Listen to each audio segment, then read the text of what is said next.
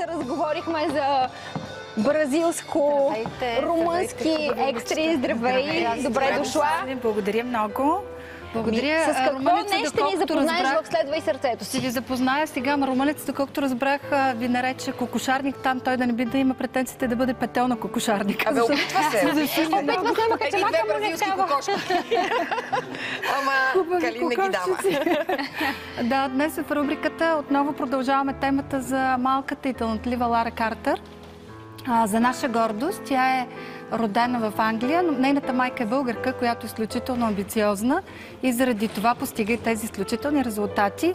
Тя има баща англичанин, много сладък английски, много сладък български с английски акцент. Мисля, че няма човек, който не би харесал едно дете, което е толкова талантливо, толкова амбициозно и само на 13 години свири от 3 годишна на цигулка.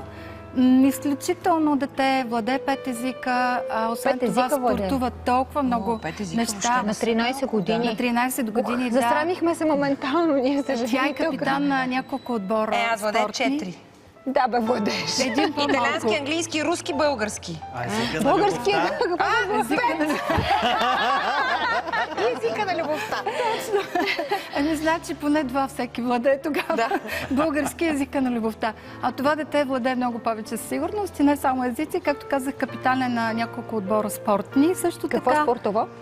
Спортува много неща. Язди коне, плува, синхронно плуване, още гребане. Аз не мога да запомня всичките неща. Да видим материала. Да, и аз предлагам, защото не мога да запомня всичко. Толкова много неща на мен ми се зависват, а това дете още може. Да. Нека видим филма.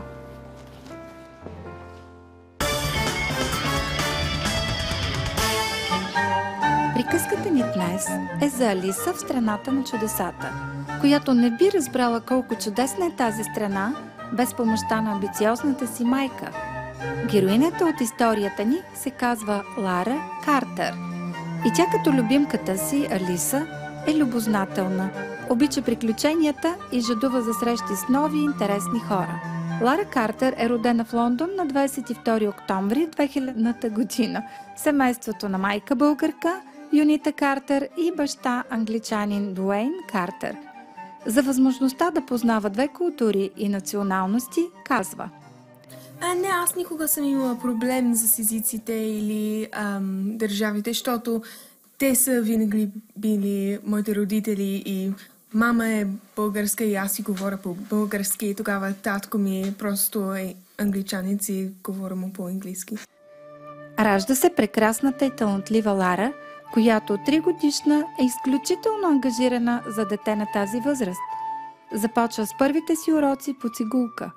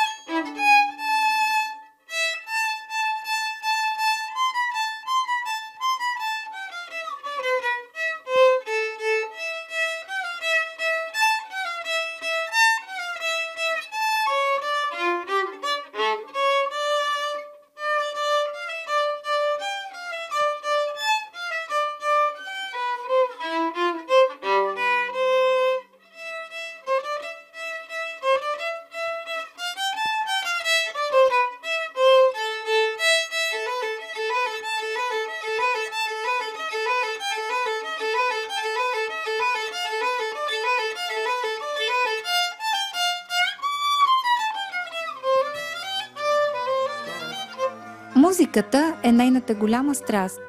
От 3 годишна свири на цигулка. Започва в Кралската академия по музика. А какво искаш да станеш като пораснеш от толкова много неща, които правиш? Като пораснеш още повече, разбира се. Аз мисля, че искам много желая да отида в криминология, защото... Криминология искаш да учиш. Криминология да уча. Това е нито музикално, нито свързано с спорт, нито с изкуство. Защо точно това? От цялото изкуство отиваш в прозата. Не знам що, но просто много ме интересува и аз го виждам, че много помага други хора и аз мисля, че това е страхотно нещо да правиш. Разбира се, че музиката ми, спорта, това много важно за мен, но мисля, че ще продължа това сама. Като хоби. Само за удоволствие. Хоби, удоволствие. Да, за удоволствие. Но най-хубавото нещо е, когато работиш хобито си и тогава се забавляваш и получаваш и пари за това. Да. Така че ако ти продължиш и в тази връзка, вероятно ще бъдеш още по-доволна. А когато станеш майка ти, ще бъдеш ли толкова амбициозна като твоята майка? Или малко повече спокойствие ще даваш на децата? Защото аз съм на 13, аз винаги искам повече спокойство, но знам, че ако го имам това спокойство, няма да бъде както... Няма да правя всичко. Ще ме мързи. Трябваш някой като моята майка да ти казва да отиваш, да правиш такива работи.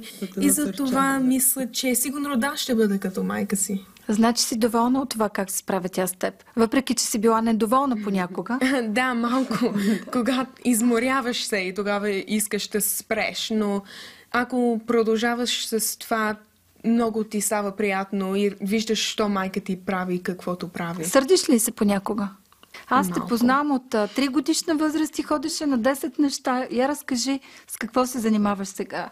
Сега много е за музиката с мен и аз съм за много спортни такива работи. Аз още си свира на цигулката и миналата година започнах по флейта и аз играя в някакви спортни... Чакай да започнем от начало. Значи, когато беше на 3 години, ти ходеше на 10 места. Аз питах майка ти как е възможно едно дете на тази възраст да ходи на толкова места. Не се ли изморяваше? Не, просто всичко каквото правих беше много приятно и за това никога ми станеше скучно или мразише ме да отида. Аз винаги... Кое беше най-приятното нещо обаче? Сигурно цигулката, защото това ми беше първия инструмент и беше нещо много ново. И аз винаги съм обичала цигулката. Разкажи сега къде учиш, разкажи повече за себе си, защото сега ще видят много роднини в България и ще се зарадват. Те не са те виждали доста години, сигурно. От кога не си била в България? Аз не съм била в България преди 6 години. Аз много искам да хода пак, но просто отиваме на разни места винаги. Много харесваме да отиваме. Майка ти е виновна, значи на майка ти ще се караме сега. Водите по света, не те завел до България. Още това лято ви чакаме там. Всяка ваканция детето чудо ходи на музикални и езикови лагери в Англия и чужбина. Има покана за участие през юли тази година в Монако, за да свири на цигулка с Международния младежки симфоничен оркестър Монако. През 2015 година има покана да свири на флейта в Швейцария под ръководството на най-добрият флейтист в света сър Джеймс Галуей. Очаква и участие в фестивал и в Барселона. Лара, сега ще ни спееш ли нещо или ще ни свириш след малко нещо? Ще ти свира нещо. А не обичаш ли да пееш? Харесвам да пея, но просто не съм много добра. А едно стихотворение на български език? Щях да ти кажа, но не мога да ги спомня. В момента учи в едно от най-престижните училища в Лондон. Учи интензивно чужди езици и музика, което напълно съвпада с интересите на нашата Алиса. Лара Картер се интересува от спорт, музика, изкуство, архитектура, невероятно, но и от криминология. Лара, разкажи ни за твоите постижения в спорта. Аз не съм била толкова... Аз не се интересувах толкова много в спорта, когато бях по-малка, но сега в в училище, когато станах по-голяма, аз сега много обичам хокей. Аз съм капитана на отбора и аз съм капитана на отбора за Rounders също. И те са ми най-любимите. Аз също съм спечелила златен медал в гребене. Гребене на машина. Ще бъда... На закрито. Гребене на закрито. На сухо, без вода. Да. Плашиш ли се от водата? Не въобще. Аз плуваш ли? Аз Плувам от много малка. Аз правя синхронно плуване. Да. Въобще какво ли не правиш? Ти си един капитан. И направо се притеснявам, че като се омъжиш, ще бъдеш капитани на съпруга си. Нали? Май ще ръководиш и съпруга си. Да. Имаш ли си приятел, гадже? Не, няма. Сега го казваш, защото майка ти е тук или? Не, наистина. Аз имам... Или после ще ми кажеш истината? Не, аз имам приятели, които са момчета, но просто аз не мисля, че трябва да имам гадже или нещо такова, защото аз по-се интересувам в музиката, спорта и училище. Абе, ти не мислиш, ма те тия работи с мислене не стават, те просто се получават. Ти като му изсвириш нещо и направо вече ти имаш много гаджета. Аз съм сигурна, че момчетата те харесват много, но ти си завладяна от музиката. Да. За сега. За сега е доста заета, слава Богу. Какви езици говориш? Разбира се, български и английски, и в училище учиме испански, немски, френски и латински. Много езици. Коя е любимата ти държава от тези, които си посетила? Аз много харесвам френски, но също испански е много красив език и аз искам да продължа с тях, да мога да говоря ги по-добре. А коя държава ти харесва най-много? Леле, мама. От толкова много. Ти си обиколила толкова много. Да, аз на много места съм била, но в Европа трябва да бъде Париж, защото е просто... Трябва да бъде. България къде е? България е второ. Какво мислиш за българите ти, като имаш предвид, че майка ти е българка? Какво ще кажеш за българите и за англичаните? Какви хора са българите, какви хора са англичаните, според теб? Няма да кажа нещо лошо, защото аз съм... Кажи лошо и за българите, и за англичаните. Нищо. Не знам, аз мисля, че България е страхотно место и аз харесвам хората, които знам там. Имам приятели, които съм знала от когато бях на 2-3 години. Аз много харесвам всички там, защото разбира се, че имам семейство. Това беше. Семейство там и те са страхотни хора. Аз не знам какво им е лошо. Аз мисля, че просто са... Нищо лошо няма. Нищо лошо. А за англичаните също ли мислиш така? Понякога могат да бъдат груби, но... Мога да кажа това, защото живея тук. И всичките моите приятели са страхотни, но когато понякога отиваш и намираш някакви груби хора и просто тратваш. Ти как се чувстваш повече? Англичанка или българка?